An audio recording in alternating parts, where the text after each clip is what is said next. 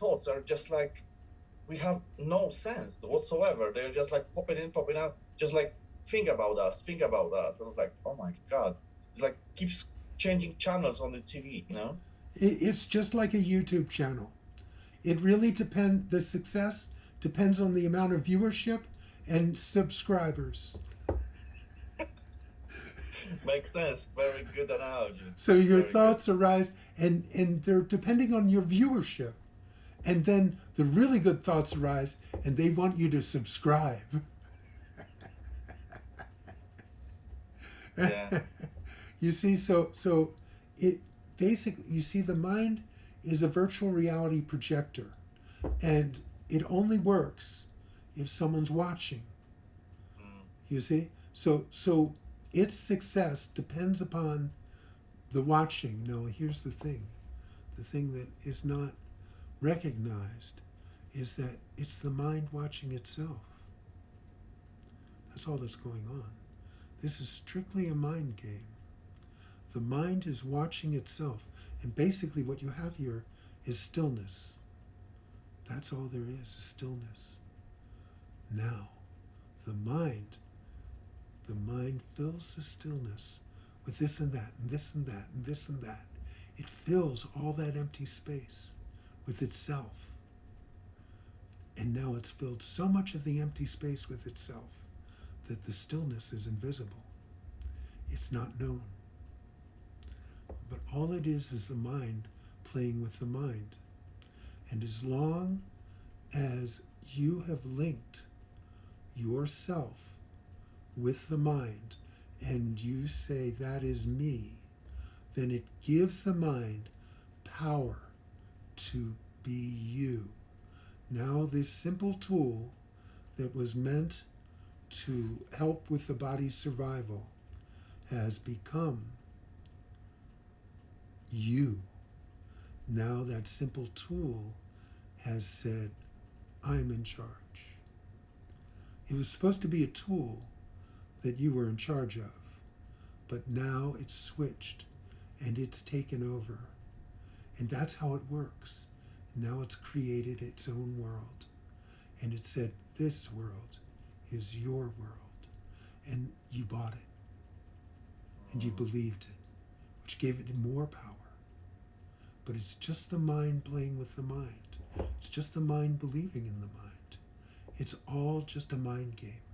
The mind is the magician, and it's created the whole act, the whole thing. When you know that that's not who you are, it begins to fade. It begins to diminish.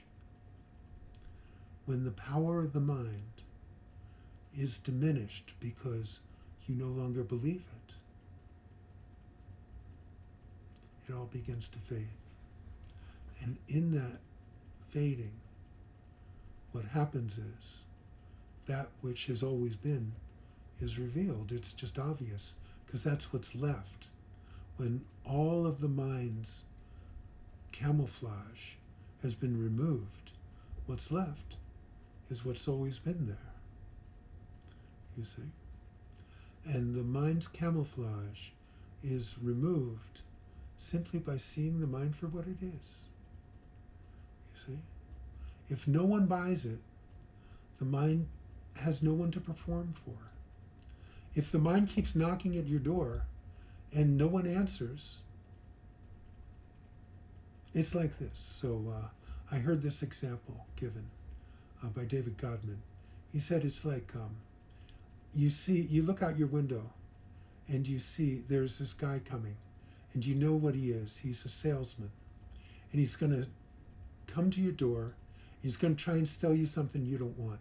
You're going to waste a lot of time and a lot of energy, and maybe you'll end up buying it. Who knows? But in any case, why in the world would you answer the door?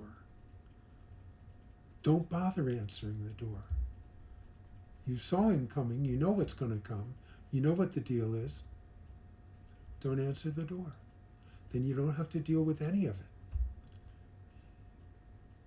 So it's like that. Yeah, I think I like this analogy on one of your videos about the unwelcome guests. Yes. That you That's from You let Ramesh. them in, but you don't pay attention, and they will just stop coming. They're Yes. coming less and less frequently. Mm-hmm. That's from Ramesh, and that's it exactly. The real And I difference. know it. I can feel it. From my own experience, I can see that what is happening with me actually. You know? Mm-hmm. Yeah, the thing that's a trap is engaging the mind. When you engage it, you are totally in the web of your thoughts. Mm-hmm. You just don't engage it. You know, meditation is a simulation of what I'm talking about. Meditation thoughts arise, and you just don't go after them. You just don't pursue them. So that's what life should be. You know, every moment, thought arises, and it's not pursued. No one engages it. No one goes, "What if?" No one goes, "Oh, that's good." No one goes, "Oh, that's bad." No one goes, "Oh, I like this. Oh, I want this." No one gets involved. It just arrives, rises, and subsides. And the problem is that the habit is to take ownership of your thoughts. Is my thought. Well, if it's yours, you have to do something with it. You're stuck with it now. You see? So they have nothing to do with you. They're just thoughts. You don't even know where they came from. That's the amazing thing. You claim to have thoughts, but you don't even know where they came from. They came from nowhere and they dissolve into nowhere. Exactly. No. Exactly. So that nowhere is where you want to be. Between thoughts and underlying thoughts. Yeah. It's just exactly. And so what happens is, so when you are linked with yourself as a person, a thought comes up and it's like, ooh, ooh, ooh, ooh, ooh, and a feeling and a perception and all these things, and you're going, ooh, ooh, you know, and that's your life.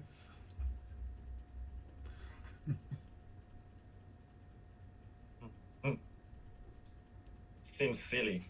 It is. It is.